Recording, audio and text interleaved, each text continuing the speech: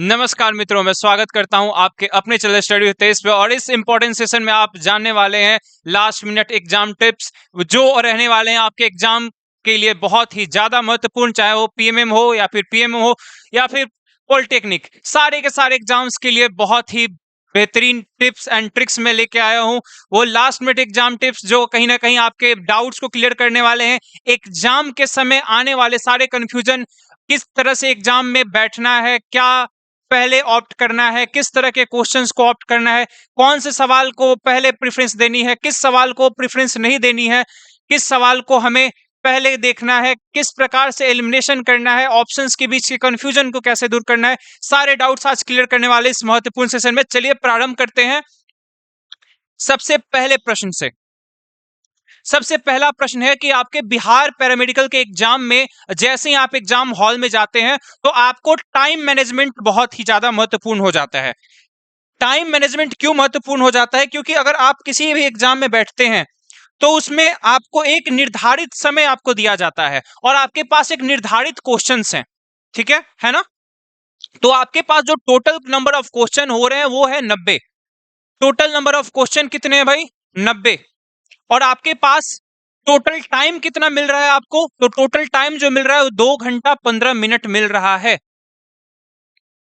कितने टाइम मिल रहे हैं? 2 घंटा 15 मिनट लगभग टाइम आपको मिल रहा है ना? तो हमारा प्रेफरेंस किस सब्जेक्ट की ओर होना चाहिए? हमारा प्रेफरेंस सबसे पहले किस सब्जेक्ट की ओर होना चाहिए और क्या सीक्वेंस रहेगा जिससे हम कम समय में ज्यादा क्वेश्चंस कर पाएंगे, कंफ्यूज नहीं होंगे, ठीक है? तो उसके लिए सिंपल सा टेक्निक रहेगा कि सबसे पहले जो आपको सब्जेक्ट प्रीफर करना है वो है जीके। बिल्कुल, आपको इंग्लिश नहीं देखना है, आपको हिंदी नहीं देखना है, आपको मैथ नहीं देखना है, आपको साइंस नहीं देखना है, क्वेश्चंस देखने हैं सबसे पहले आपको जीके के। क्यों जीके के देखने हैं? आपके पास यहाँ 2 घंटे 15 मिनट समय है। इसी 15 मिनट में आपको जीके के क्वेश्चन सॉल्व करने हैं। इस 15 मिनट का सदुपयोग अन्य क्वेश्चन हार्ड आया है, इजी आया है, देखने में समय वेस्ट ना करें। बिल्कुल समय वेस्ट नहीं करना है। 15 मिनट में इन 20 क्वेश्चन को किया जा सकता है। मैं बिल्कुल आसानी से कहता हूं 15 मिनट में 20 क्वेश्चन को किया जा सकता है। क्यों किया जा सकता है? बस आपको, क्योंकि जीके के प्रश्नों को सिर्फ देखना है आपको कि आपको क्या इसका आंसर पता है। हाँ पता है तो ऑप्ट करोगे, नहीं पता है तो छोड़ के आगे बढ़ोगे। बस पहला काम यही करना है, फर्स्ट लेवल पे करना क्या कि जिस प्रश्न को आपको लगता है कि आप श्योर हो उसको ऑप्ट करना और आगे बढ़ना है। फिर बारी आती है हिंदी की। इसके है 15 क्वेश्चन। तो 15 क्वेश्चन को सॉल्व करने में आमतौर पे आपको कितने मिनट लगने चाहिए? मात्र 15 से 20 मिनट लगने चाहिए, ठीक है? तो यहाँ पे आपको 15 से मैं 15 से 20 मिनट दे देता हूं इसके लिए। 15 मिनट मैं दे देता हूं इसके लिए, ठीक है, जीके के लिए। अब इंग्लिश को 20 मिनट में दे देता हूं, 20 से 25 मिनट। बहुत सारे स्टूडेंट्स के लिए थोड़ा टफ है क्योंकि रीडिंग टाइम ज्यादा लग जाता है लोगों को पढ़ने में, समझने में, ठीक है? तो 20 से 25 मिनट में इसके लिए दे देता हूं। रही बात साइंस की, तो साइंस के हैं 25 क्वेश्चन। साइंस के कितने क्वेश्चन है भाई? 25 क्वेश्चन, है ना? तो साइंस के जो 25 क्वेश्चन है इसके लिए कम से कम आपको नहीं भी देना है तो आपको 40 मिनट देना हो सकता है। अब कहोगे सर 40 मिनट क्यों? बाकियों के लिए सर 20 मिनट 25 मिनट, इसमें आप 40 मिनट दे रहे हैं। बिल्कुल, क्योंकि इसमें आपका फिजिक्स के भी क्वेश्चन होंगे जो न्यूमेरिकल्स होंगे, जो केमिस्ट्री के भी नोमेनक्लेचर्स वगैरह होंगे, न्यूमेरिकल होंगे। तो उसमें आपको कहीं ना कहीं समझने में, करने में ये टाइम लगने वाला है। ये बिल्कुल आपको टाइम लगने वाला है। और बाकी का जितना समय हुआ उसको आप मैथ्स को देंगे। बाकी का जितना समय हुआ मैथ्स को देंगे। हाँ, इसकी जो ब्रेकडाउन है साइंस की 40 मिनट की, इस 40 मिनट को आपको किस तरह से यूटिलाइज करना है ये भी आपको समझ के चलना होगा। देखिए यहां पे आपके 15, ये 20 मिनट हो गए, लगभग 20 मिनट यहां भी, और ये 1 घंटा आपका टोटल समय यहां पे चला जा रहा है, ठीक है? यहां पे 1 घंटा आपका समय जा चुका है। अब आपके पास बचा 1 घंटा 15 मिनट। तो उस 1 घंटा में से मैं आपको 40 मिनट यहां से मांग रहा हूं, ठीक है? तो अब बचे कितने? 20 और 15, यानी कि 35 मिनट बच रहे हैं। तो इन 35 मिनट में आपको मैथ्स को सॉल्व करना है, ठीक है? इन 35 मिनट में मैथ को सॉल्व करना है। हाँ, अगर आप बहुत तेजी से पढ़ते हो, अगर बहुत तेजी से साइंस के क्वेश्चंस कर लेते हो, तो आप मैथ के लिए टाइम बचाओगे। मतलब मूलतः आपका जो टारगेट होना चाहिए, वो टारगेट होना चाहिए मैथ्स के क्वेश्चन के लिए एक्स्ट्रा टाइम बचाना। ठीक है, मैथ्स के क्वेश्चन को सबसे लास्ट में करना है और सबसे इत्मीनान से करना है, सबसे ठंडे दिमाग से करना है। ठीक है, तो आपका काम क्या, टारगेट क्या रहना चाहिए कि समय बचाना है। और ये 40 मिनट मैं दे रहा हूं, बट 25 क्वेश्चन के लिए 40 मिनट नहीं लगेगा। ठीक है, आमतौर पे मैं 40 मिनट दे रहा हूं एक्स्ट्रा, बट ये 40 मिनट नहीं लगने वाला है। आप आराम से चाहो तो 35 मिनट में इस चीज को कर सकते हो। अब जितना कम समय में साइंस के क्वेश्चन को करोगे, उतना ज्यादा टाइम बचाओगे। हाँ, ऊपर भी आप जो जीके, हिंदी, इंग्लिश के क्वेश्चन है, उसमें जितनी जल्दी सॉल्व करोगे, इन क्वेश्चंस के लिए टाइम बचाओगे। और एक बात और मान के चलना है कि 20 मिनट कम से कम आपको रंगने के लिए लगने वाले हैं। ओएमआर शीट जो होने वाले हैं आपके, उसमें आपको रंगने के लिए लगभग लगभग 20 मिनट का समय तो लग ही जाना है ना? लगभग क्या, 20 मिनट का समय आपको कहीं ना कहीं रंगने में लग जाना है। अब मैं एक एक बहुत ही अच्छी आपको टिप्स दे देता हूं इस पॉइंट पर। ओएमआर रंगने के लिए आप जो कलम यूज करो, वो ऐसी कलम यूज करो जिसका लिखाई जो है ना, अब अंतर समझो। मैंने इस पॉइंट को, पेन को यूज किया, तो मैं इसको रंगता हूं। तो अगर मैं इस बॉक्स को मान लो कि रंगने के लिए चलता हूं, और ये पतला इंक है, पतला निब है इसका, तो रंगने में मुझे इस प्रकार से टाइम लगेगा। ठीक है, लेकिन अगर मैं वही मोटे निब वाले पेन का, जो बॉल पेन का प्रयोग करूं, तो मुझे भरने में देखो बिल्कुल समय नहीं लगेगा, है ना? अब देखो कितना जल्दी हो गया ये रंगने में। एक और चीज, ये जो गोला आप लगाओगे, वो गोला को पहले, सबसे पहले बाहर से, बिल्कुल सबसे पहले बाहरी ये जो बॉर्डर है, उस एरिया को आपको फिल कर लेना चाहिए। और फिल करने के बाद अब इंटरनल एरिया को आप इजीली अच्छे से इस प्रकार से कलर कर सकते हो।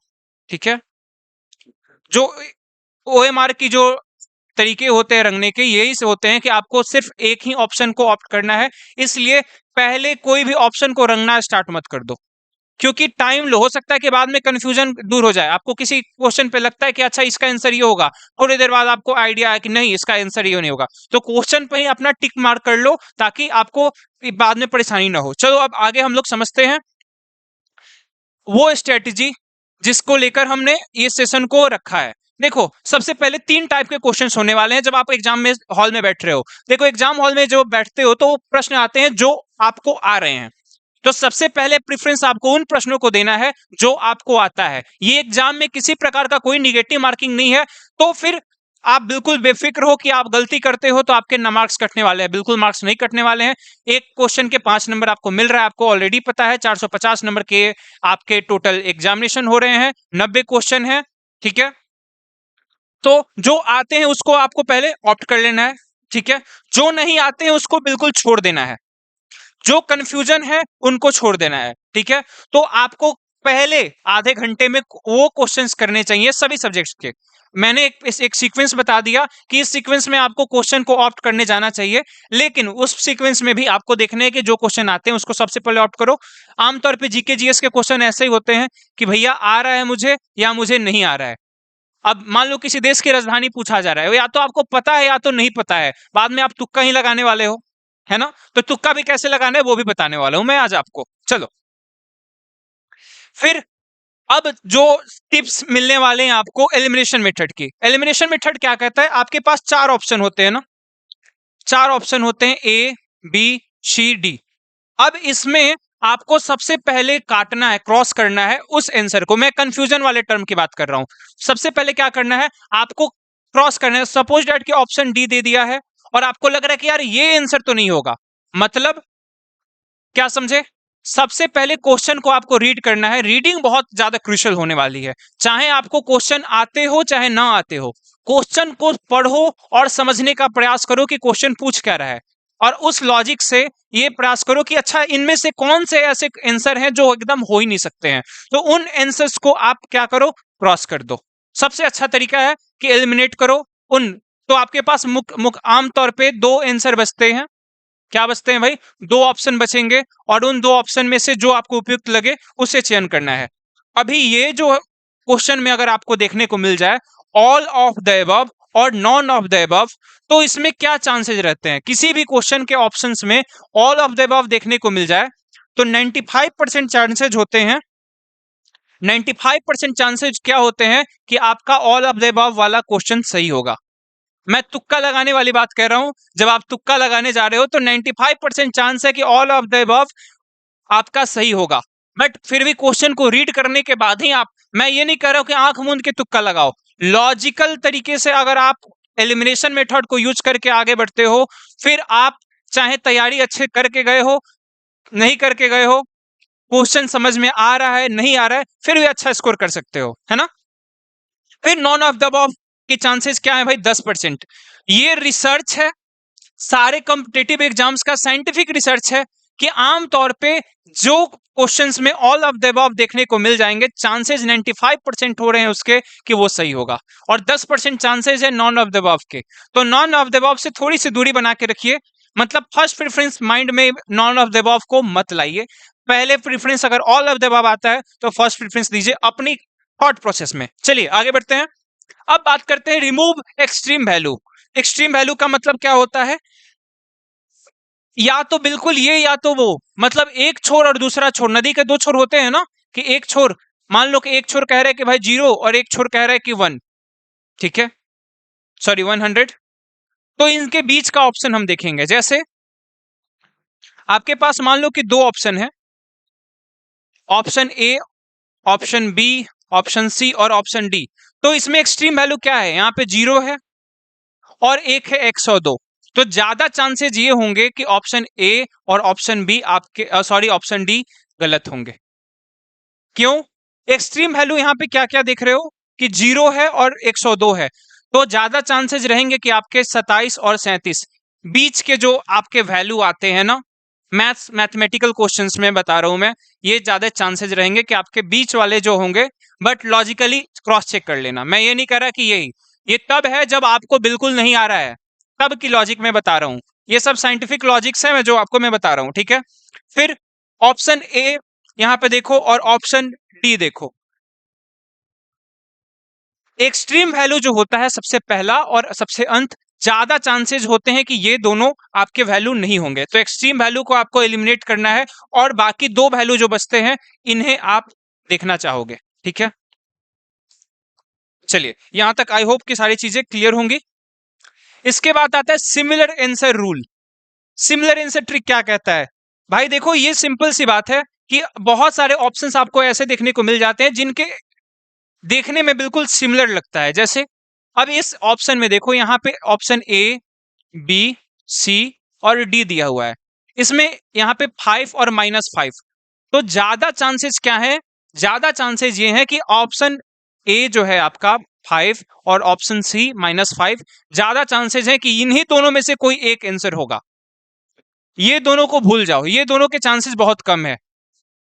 मैं लॉजिकली आज जब आप क्वेश्चन सॉल्व नहीं कर पा रहे हो, मैं तब की बता रहा हूं।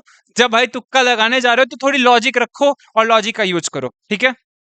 सिमिलरली बायोलॉजी क्वेश्चन मान लो, यहाँ ऑप्शन आरएनए दिया हुआ है, डीएनए दिया हुआ है, ये दिया हुआ है, माइक्रोकैंडियन दिया हुआ है, यानी ये प्रकार से आप देख सकते हो। गोल्गी बॉडीज दिया हुआ है, आरएनए डीएनए, तो आरएनए और डीएनए एक जैसे हैं, तो ज्यादा चांसेस होगा कि या तो ये सही होगा या तो ये सही होगा। ये दोनों के चांसेस अब कम हो जाते हैं according two questions. Most of time, मैं ये नहीं कहता अब डायरेक्टली माइटोकॉन्ड्रिया से रिलेटेड प्रश्न पूछ दिया तो फिर क्या कर सकते हैं, समझ पा रहे हो। बट ज्यादा चांसेस हैं कि भाई दो ऑप्शन आपके जो दिए हुए एक जैसे, उनमें से कोई एक सही होगा। सिमिलरली यहाँ पे देखोगे साइन थीटा और माइनस साइन थीटा, ये बिल्कुल सिमिलर है, ये सिमिलर वैल्यू को शो करता है। तो ज्यादा चांसेस क्या होंगे कि ये दोनों में से कोई एक आपका सही होगा, बाकी दोनों रॉन्ग हो सकते हैं, ठीक है। तो ये टेक्निक आप यूज कर सकते हो। अगली टेक्निक क्या है? Brain signal technique. ये टेक्निक यूज कब करना है? जब आप बिल्कुल ब्लैंक हो चुके हो, किसी क्वेश्चन को लेकर बिल्कुल ब्लैंक हो चुके हो, आपको समझ में नहीं आ रहा है कि क्या करना था क्या नहीं करना था, और मतलब पूरा तरह से कंफ्यूज हो चुके हो, ठीक है। तो सबसे पहला काम क्या करेंगे? सबसे पहला क्या करेंगे, क्वेश्चन देखो और पता करो कि भैया सब्जेक्ट कौन सा है। जैसे साइंस का कोई क्वेश्चन है तो साइंस के क्वेश्चन में इतना तो समझ, पढ़ के समझ में आ जाएगा ना कि कौन सा सब्जेक्ट है। बायोलॉजी से क्वेश्चन पूछा गया है, मैथ से पूछा गया है, सॉरी बायोलॉजी से है, फिजिक्स से है या फिर केमिस्ट्री से है, ठीक है। तो वहां पे आपको दिमाग लगाना है कि किस लेवल्स के क्वेश्चन पूछे जा रहे हैं, किस चैप्टर से क्वेश्चन है, ठीक है। चैप्टर याद आ गया, फिर टॉपिक सोचो कि किस टॉपिक का क्वेश्चन है। तो उस मोमेंट पर आप देखोगे कि आप याद कर पा रहे हो, रिकॉल कर पा रहे हो, क्योंकि अगर आपने पढ़ा है, देखो ये टेक्निक उन स्टूडेंट्स के लिए काम करती है जो स्टूडेंट्स ने टेक्स्ट बुक्स पढ़े हैं, कॉन्सेप्ट पढ़े हैं, सीखे हैं, किसी कारण से उस चीज को भूल रहे हैं। होता है ना कि हम आंसर भूल रहे हैं, तो इस मेथड्स के जरिए, जैसे कि आप घर जाते हो, आपने अपना बैग कहीं लेके रख दिया, आपने अपना चाबी, चार्जर, कुछ भी सामान ऐसा घर गए, घर लौटते हो, कहीं से आते हो और रख दिया और सो गए, फिर अगले सुबह उठते हो और वो सामान खोजते हो, तो क्या करते हो? रिकॉल करते हो कि मैं जब घर आया था, मैंने सबसे पहले बैग उतार के यहाँ रखा था, उसके बाद मैंने मोबाइल को यहाँ रखा था। फिर मतलब आप रिहर्सल करते हो ना दिमाग में अपना पूरे इवेंट को, कि पहले ये हुआ, पहले ये हुआ, पहले ये हुआ, इसके बाद ये हुआ, तब आपको याद आता, अच्छा फिर मैं यहाँ गया था तो चाबी यहाँ पे हो सकता है। तो आपके संभावनाएं आ जाती हैं कि या तो यहाँ चाबी होगी या तो वहां चाबी होगी। इसी प्रकार से अपने दिमाग के जो न्यूरॉन्स हैं उसको आप सिंक्रोनाइज करते हो। बहुत साइंटिफिक मेथड है, अच्छी मेथड है, इससे आप भूली हुई चीजों को याद कर सकते हो तब जब आपने उस चैप्टर्स के बारे में थोड़ा बहुत पढ़ रखा हो। ये टेक्निक उन स्टूडेंट्स को काम करेगा जिन्होंने कॉन्सेप्ट को सीख रखा है और उनको नॉलेज है। ये थ्योरिटिकल चैप्टर्स में बहुत ज्यादा हेल्पफुल हो जाते हैं। जैसे किसी चीज का डिफिनीशन पूछ दिया हो, जैसे mitochondria is powerhouse of the cell. अब ये जो टर्म है पावर हाउस, मान लो भूल गए, माइटोकॉन्ड्रिया को क्या कहते हैं, क्या कहते हैं, क्या कहते हैं, भूल रहे हो, तो उस टाइम पे आप इसे यूटिलाइज कर सकते हो। चलो अगली जो चीज है, ऑप्शन बी और सी की ऑप्शनल स्ट्रेटेजी। ये क्या कहती है भाई? 70% जो चांसेज होते हैं अकॉर्डिंग टू डिफरेंट रिसर्च में आए हुए रिजल्ट्स के अकॉर्डिंग 70%, जी हां 70% चांसेज हैं कि आपका आंसर ऑप्शन बी या सी होगा। बिल्कुल। ये कैसे?